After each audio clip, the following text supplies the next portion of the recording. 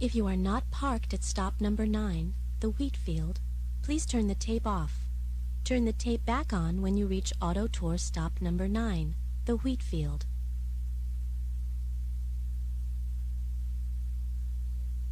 We're in Rose's wheat field. Time is getting around 5 o'clock on the afternoon of July 2nd. The Confederates have seized the Devil's Den. They've seized the Triangular Field and Houck's Ridge. They now are moving northward toward Rose's wheat field, coming through the woods to the south of you. The Union right is anchored on Stony Ridge, that wooded ridge to your front.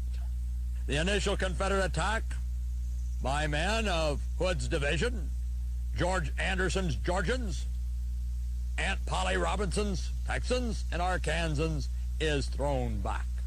Now as the Confederates pull back to regroup, General Hancock is now having to make good on his statement. The Hancock had warned when he saw the Third Corps advance, they'll come tumbling back a lot faster. He now receives a call for reinforcements. As they form up to move out, the Confederates surge forward, drive the Federals from the fence line and back into Rose's wheat field, back toward the high ground in the distance. The 1st Brigade to advance is Edward Cross's brigade. Cross, badly wounded at Fredericksburg, a favorite of General Hancock. As Cross moves his 4 regiments forward, Hancock will call to him, "This is your last battle without a star," meaning he will be promoted from colonel to brigadier general. Edward Cross, bald-headed, always took off his hat when a battle is offing and ties a bandana around his head. Today he wears a black bandana. Cross has had a premonition. He'll call back, "This is my last battle." As you look to the east, you could see Cross's men coming forward. The right 2 regiments in the wheat field, the left 2 regiments in the woods, driving forward, forcing the Confederates back step by step. They will advance across the wheat field, through the woods to your rear. And in those woods, Colonel Cross's premonition will come true as he is mortally wounded. His men now give ground as the Confederates push back.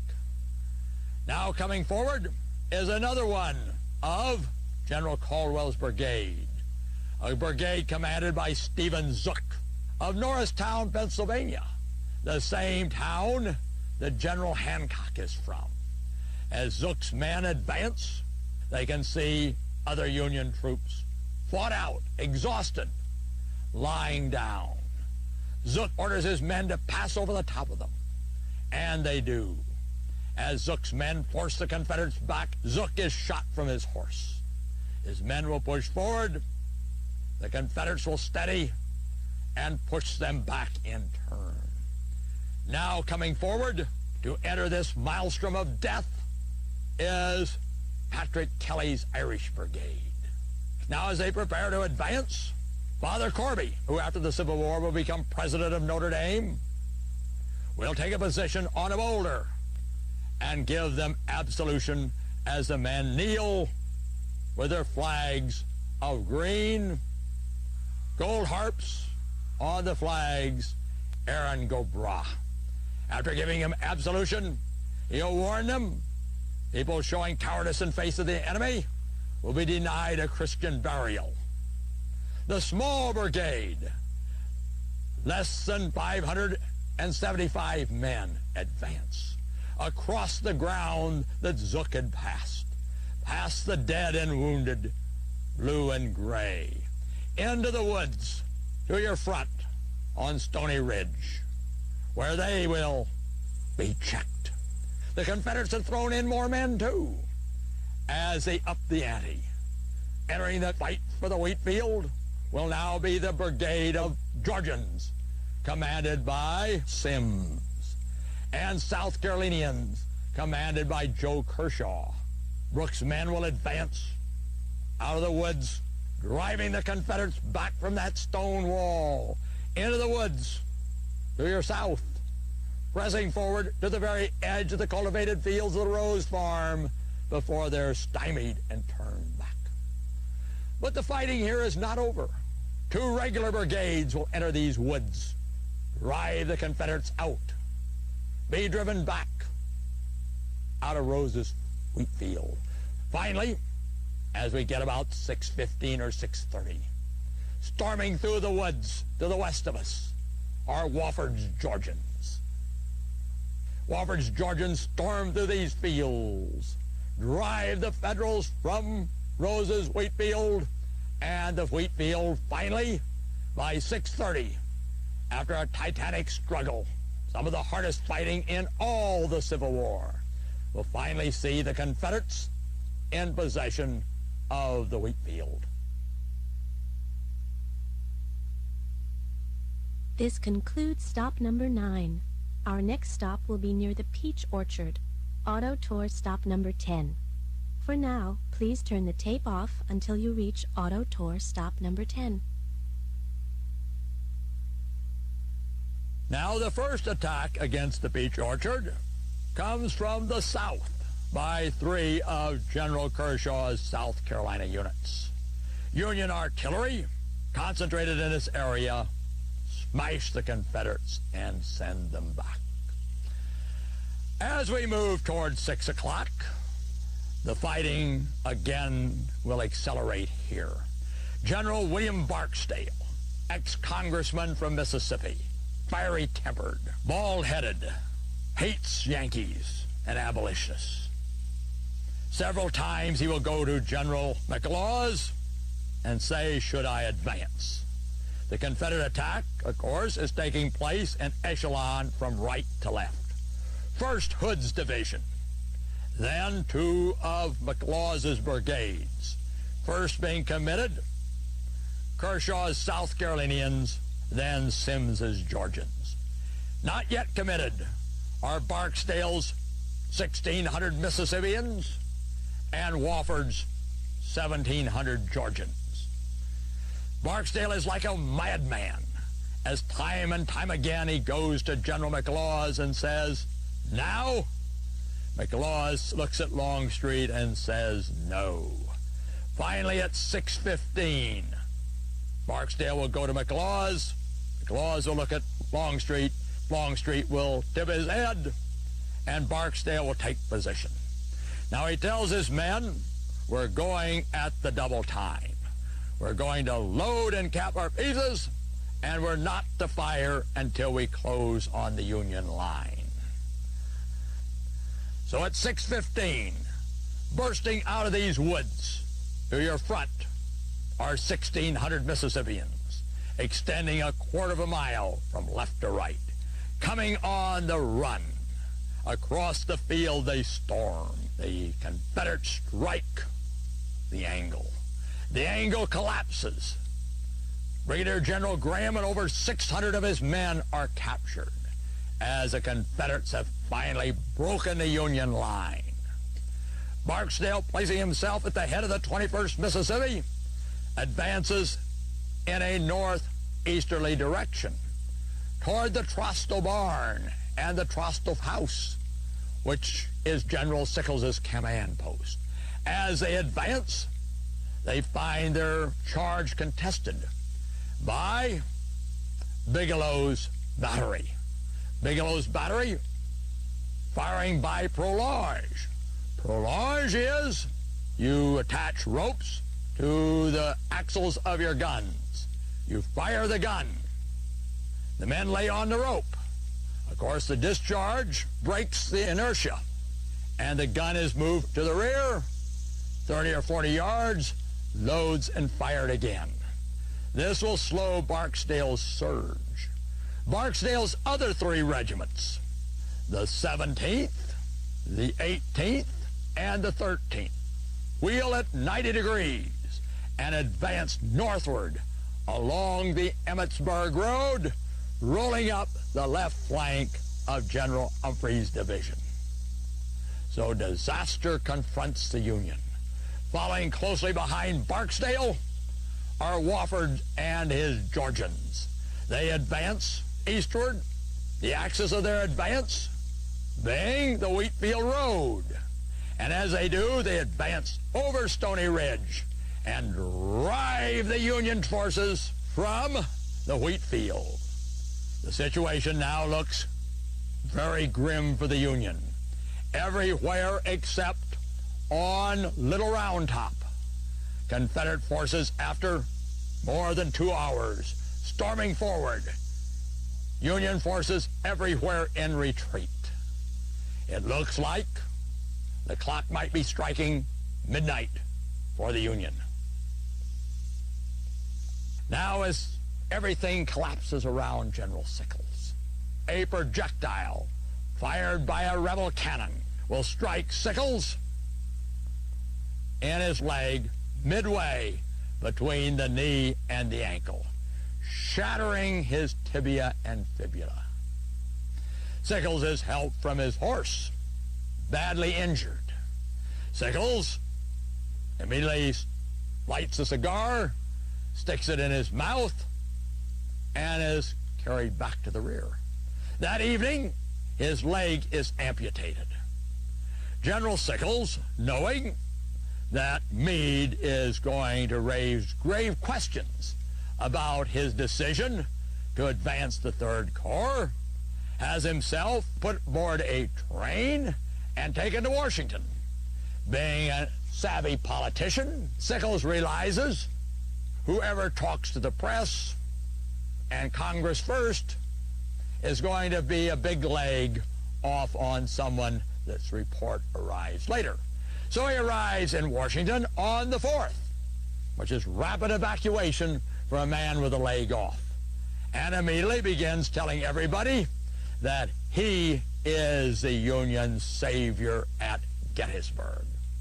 He will claim in testimony before the Committee on the Conduct of the War, if he had not advanced the Third Corps up to the Emmetsburg Road, General Meade would have evacuated the area and fallen back behind the Pipe Creek line.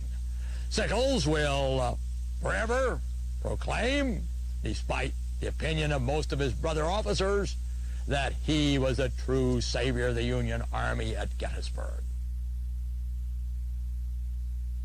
This concludes stop number 10. We will not be stopping at Auto Tour stop number 11. Our next stop will be at Auto Tour stop number 12, the Pennsylvania Memorial. When you approach the memorial, you will come to a Y in the road. Please stay left and park near the memorial. For now, please turn the tape off until you reach Auto Tour stop number 12, the Pennsylvania Memorial. Following General Barksdale's breakthrough at the Peach Orchard, 6:15, the tide now runs strongly for the Confederates. For the first time, the Confederate attacks in echelon from right to left are going with great coordination. As soon as Barksdale and Wofford have stormed through the Peach Orchard area, Barksdale has sent 3 of his regiments advancing up the axis of the Emmetsburg Road, rolling up the left flank of General Humphreys' division. General Anderson's division of A.P. Hill's corps moves to the attack. Anderson throws his division forward, advancing on McLaws' left as the Confederate attack rolls forward in echelon from right to left as Cadmus Wilcox's 5 Alabama regiments. They sweep forward while the 3 Mississippi regiments hammer the left of Humphreys' division. Wilcox mashes into his front. Coming up in echelon on Wilcox's left are Lang's 3 Florida regiments. Numerically weak, but grim in determination. Coming up on Lang's left is Ambrose Wright, Rand's Wright's Georgians, as they storm forward out of the woods, bounding Seminary Ridge, across those fields toward the Emmetsburg Road. They hammer Humphreys' division from the front as Barksdale's Mississippians hammer their flank. 6 times between the Emmetsburg Road, a half a mile west of us, and Cemetery Ridge, on which the Pennsylvania Monument is located, Humphreys halts his division, forms them, and each time the Confederates storm forward, force them back. Humphreys has had a horse shot from under him. Another one, Old Goggle Eye, as he is called, rallies his men again, but always backward. When he reaches Cemetery Ridge, the area of the Pennsylvania Monument, he can find less than 300 to 400 men still standing in the ranks out of the more than 5,000 he had started with. But General Hancock is everywhere. Already he has ordered a brigade commanded by Colonel Willard to be moved from the area a half a mile north of us on Cemetery Ridge.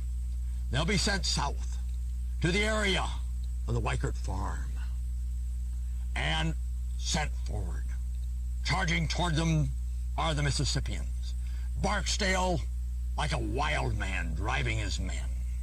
The 39th New York will open fire on them. A whole company of men firing at Barksdale. Barksdale goes down. Willard's men counterattack, throw Barksdale's men back. Meanwhile, Hancock notes few, if any, Union soldiers along this section of Cemetery Ridge. He sees only one regiment, the 1st Minnesota, commanded by Colonel Colville. Veterans of all major battles in the East from 1st Manassas. 262 present. Hancock will ride up in his loud, commanding voice, will point his finger at those woods in front of you, the woods considerably lower than, and tells Colonel Colville, I want you to charge those people.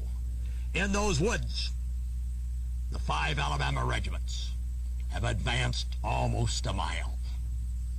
Over 1,000 Alabamians halting and dressing their ranks. Colonel Colville will call attention to how few men he has. Hancock will reiterate his orders. Colville will then form up his men, order them to load their rifle muskets, cap them, and the Minnesotans double rank.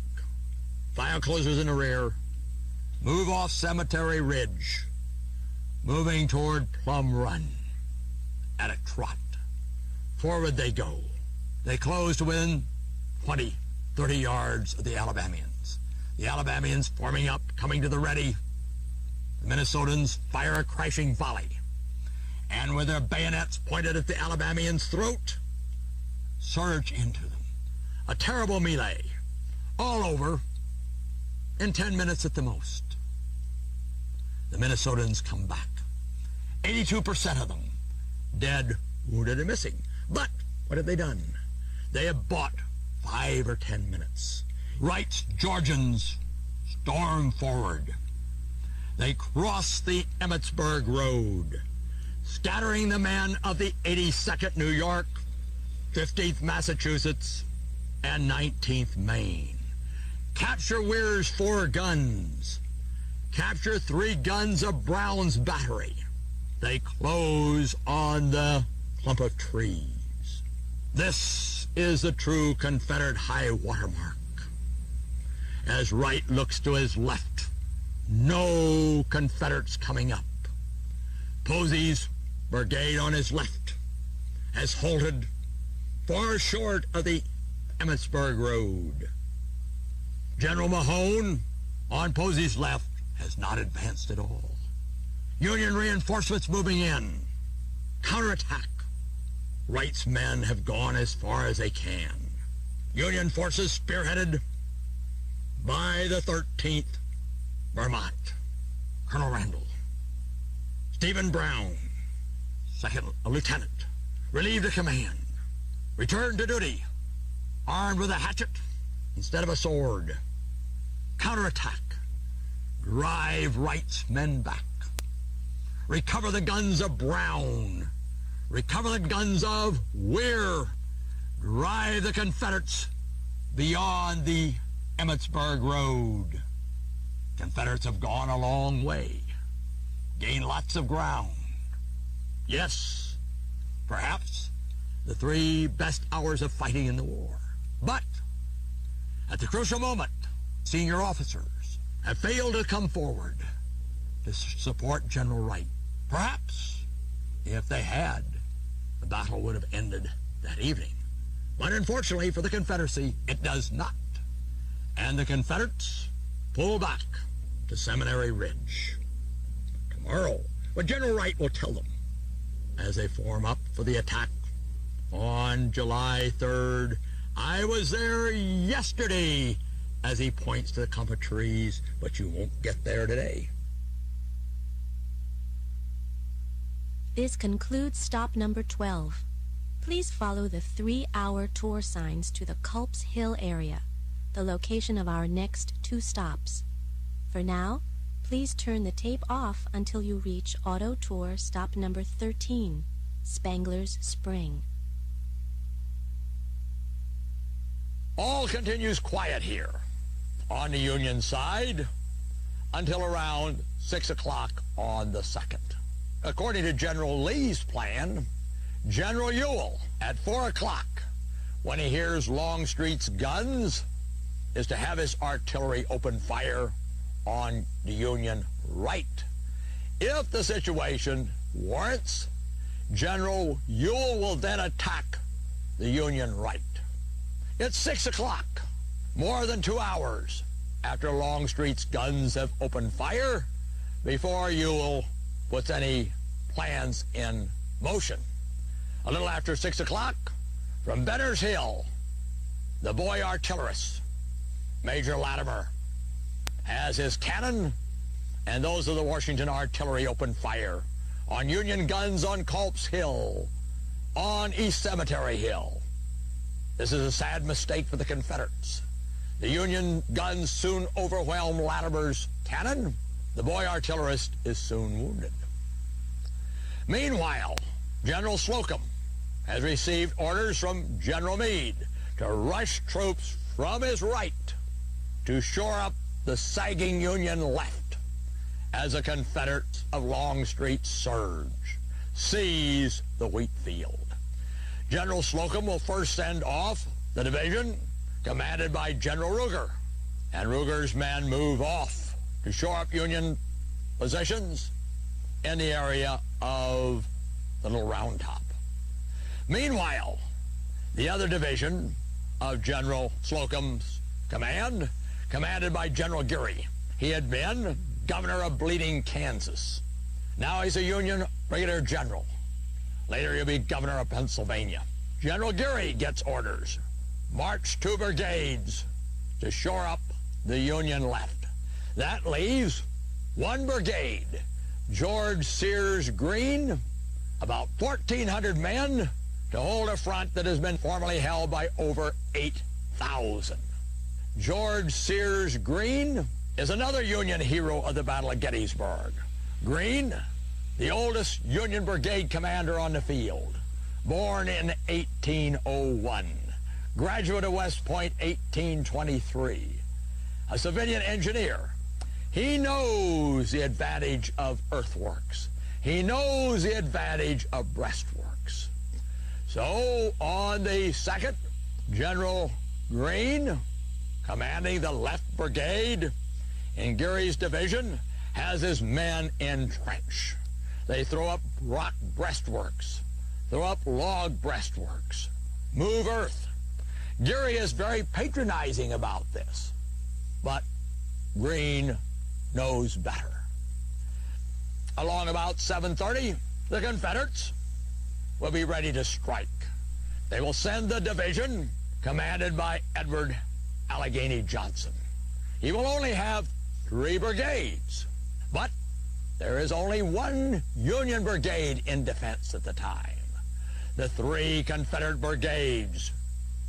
John M. Jones on the right. Williams's Louisianans in the center. Maryland Stewart's 6 regiments on the left advance. Our next stop will be at the observation tower on Culp's Hill. Please follow the signs and park at the base of the tower. For now, turn the tape off until you have parked at the base of the Culp's Hill observation tower. Culp's Hill is very steep, particularly the greater crest. The Confederates have to work their way across Rock Creek. The water is crotch deep, climbing steep banks, then work their way up the boulder-strewn slopes of Culp's Hill. But Greene's men stand tall, fighting from behind these breastworks of log and stone. On Greene's right is the 137th New York, commanded by David Ireland. David Ireland is going to do for the Union right just what Joshua Chamberlain does for the Union left. He will spread out his men of the 137th New York, refuse the right flank in the area of the saddle between the lesser crest and the greater crest of Culp's Hill.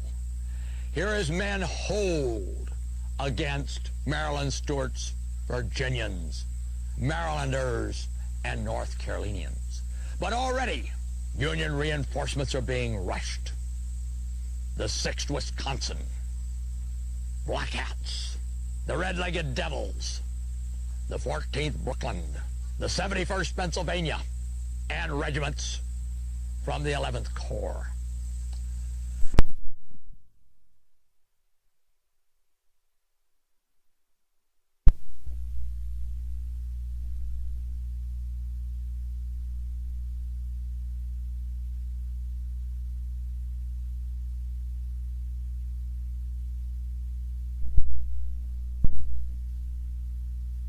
Hill, the Confederates will occupy the Black Hats, the Red-Legged Devils, the 14th Brooklyn, the 71st Pennsylvania, and regiments from the 11th Corps. The Federals will hold the greater crest of Culp's Hill. The Confederates will occupy the lesser crest to the south and east of the saddle. So as darkness brings a stop to the fighting here, the Confederates have a toehold on Culp's Hill. The second has been a day in which Lee's army has come close to victory on a number of occasions. General Longstreet, and what he rightly says, the best 3 hours of fighting in the war, have mauled the 3rd Corps, the 5th Corps, and 1 division of the 2nd Corps. But just as victory seemed in their grasp, the attack had crested and ebbed.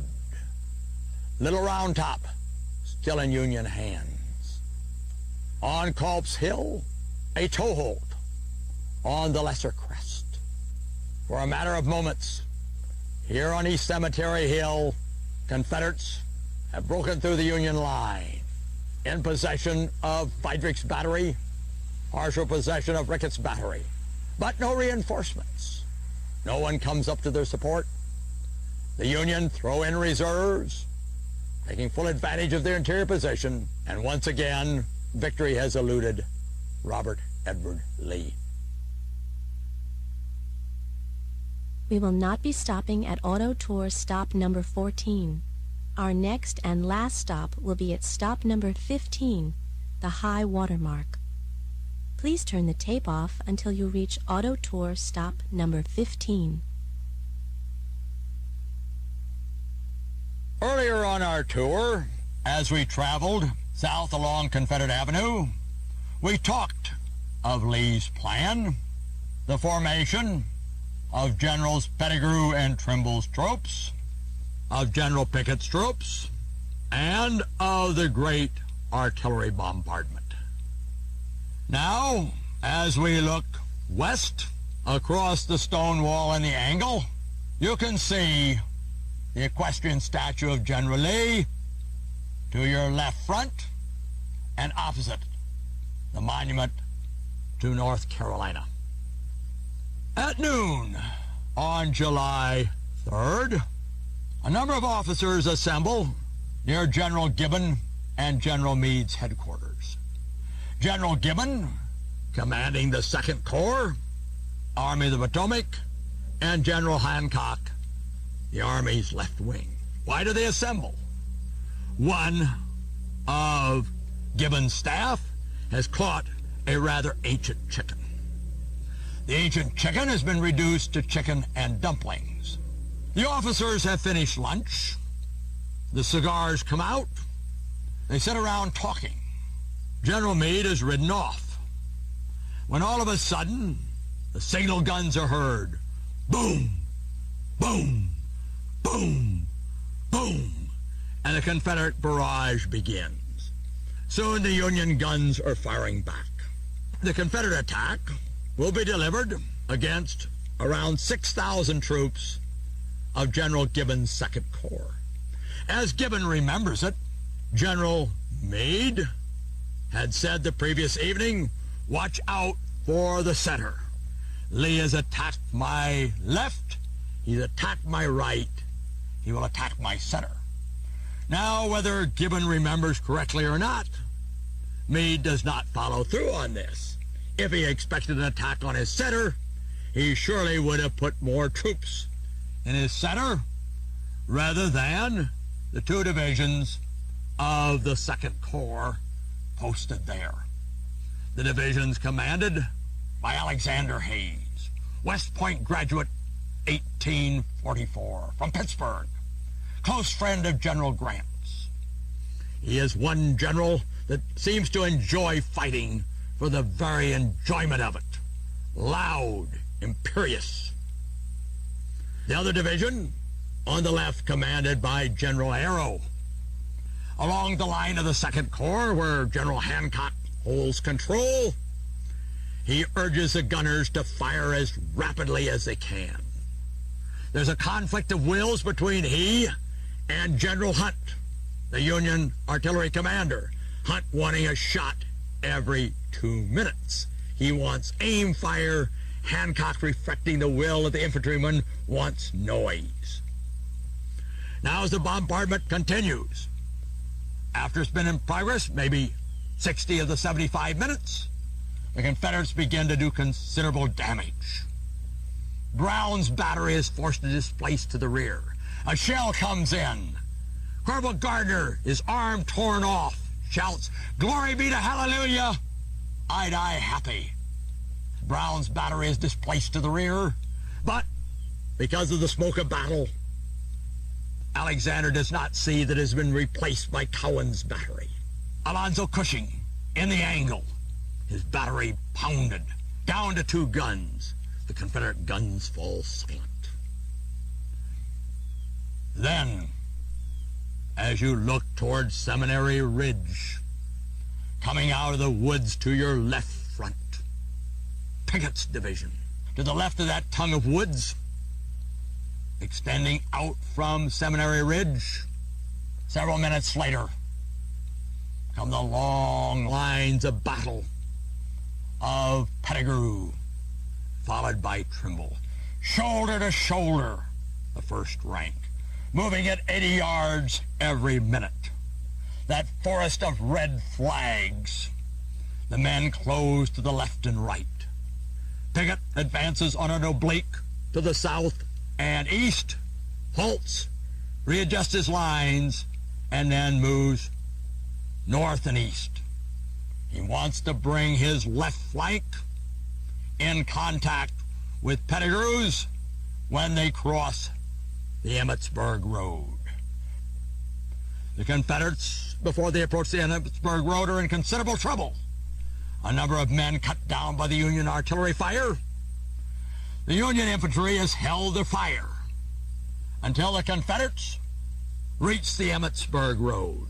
The Emmitsburg Road, where the fencing is not broken down, is bounded on both its east and west sides by substantial post and rail fences. To get across the post and rail fence, you have to climb up and over. So you lose some stability, some organization. And now that the Confederates have crossed the Emmitsburg Road, crossed the post and rail fence on the other side, the Union infantry now opens fire. The artillery has already been firing. Things are going wrong for the Confederates.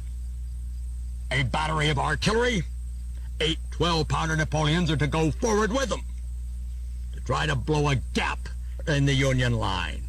But a snafu has taken place, like you have in war, and no artillery went forward. Now the Confederates are across the Emmitsburg Road. And now some have less than 200 yards, some as many as 350 yards to go to reach the Union line. The Confederates surge forward with their right flank passing by the Cadore barn and buildings. It's like balaclava. Guns and infantry to the front of them. Guns and infantry to the right of them. Guns and infantry to the left of them. But on they come. Down goes General Kemper, shot through the body, to be captured. A cripple for the rest of his life, though he will be governor of Virginia as a severely disabled man. His brigade crowds to the left. The same time, Davis's is crowding toward the right. On they come. General Garnett, something to prove, West Point graduate.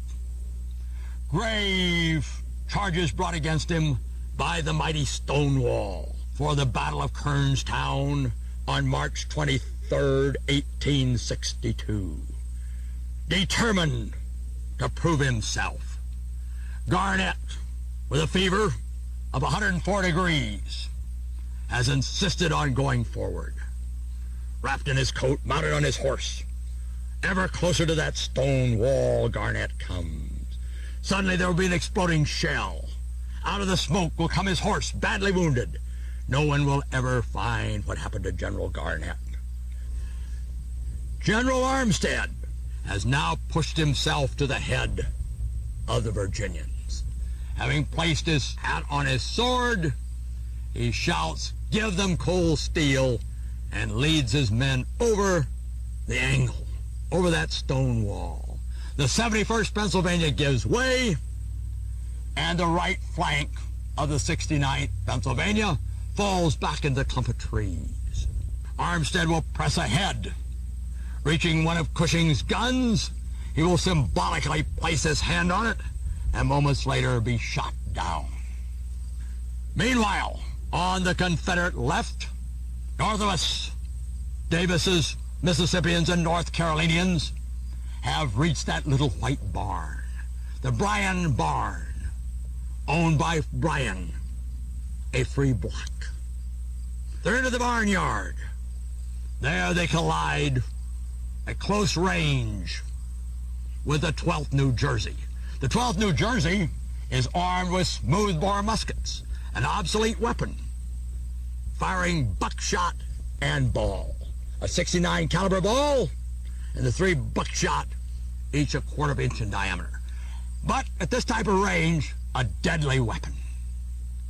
The 26th North Carolina, that regiment that has taken such terrible casualties, on July 1st, presses forward to within a short distance of the wall.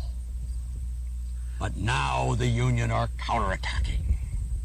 Up moves the 19th Massachusetts, the 42nd New York, the 72nd Pennsylvania. Only a handful of Confederates have crossed the wall. Terrible melee, over in a few minutes, and the great attack has crested. Now the tide is turned. The Confederates are falling back. The Union soldiers now pursue the Confederates to a short distance beyond the Emmitsburg Road. General Lee will ride out to greet the troops when they come back, saying, "It's all my fault. It's all my fault." General Meade arrives just where you see his statue. Looks out. The great attack is crested. The Confederates are falling back. General Pleasonton will ride up and show that Meade is feeling good this day. Meade's nom de guerre is Snapping Turtle. Now, Snapping Turtle has a rather sharp disposition. Normally, Meade would have blistered his chief of cavalry for the remark he makes. He will say, "General Meade, you have half an hour to prove yourself a great general. You send your infantry in pursuit of the Confederates. I'll get into the rear and cut them to pieces." But there will be no counterattack. Meade is still in awe, I think, of General Lee. He does not realize how badly General Lee has been hurt. But except for skirmishing, the serious fighting is over. That evening, black clouds roll in, the rain pours down. All day on the 4th, the rain will pour down. Lee pulls back, and that evening begins his retreat. The Federals will pursue, except for the cavalry, rather lackadaisical. On the night of the 13th and 14th of July, General Lee's army recrosses the Potomac River at Williamsport and Falling Waters, thus escaping annihilation. The war will go on for another 22 months. Thousands more will die. In fact, more will die after Gettysburg than in the months before Gettysburg. General Robert E. Lee's army has moved north, met defeat, has lost 28,000 men, killed, wounded, and missing. The Federals, approximately 23,000. The battle has given a new feeling to the North. Lincoln's words at the Gettysburg Address will give a new dimension to freedom. So we have just passed from Gettysburg, a crisis for the Confederacy, a crisis for the Union, the bloodiest 3 days in American history. A wonderful battlefield, a wonderful sight, hallowed ground on which Americans in blue and gray fought for their principles with a bravery and courage unsurpassed.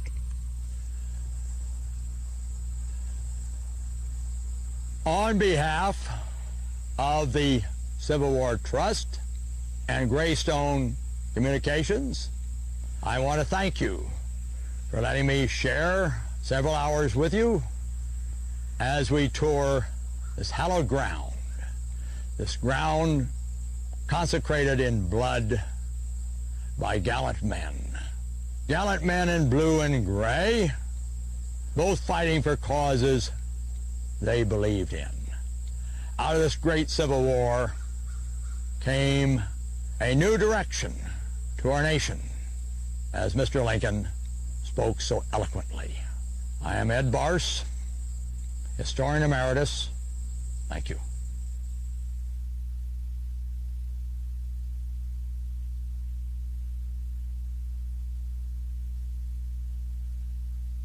Edwin Barse was raised in Montana on his grandfather's ranch.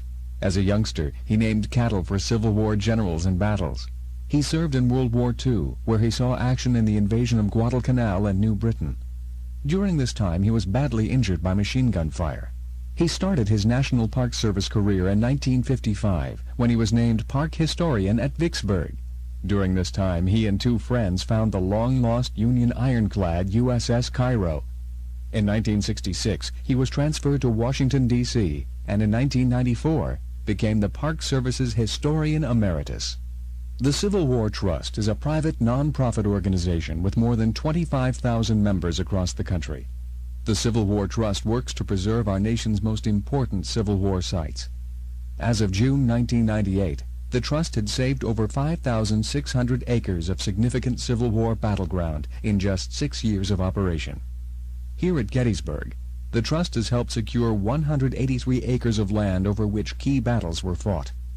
These include sites where Joshua Chamberlain and the 20th Maine made their gallant stand, and where the cavalry battle was fought 3 miles east of town involving George Armstrong Custer and Jeb Stuart.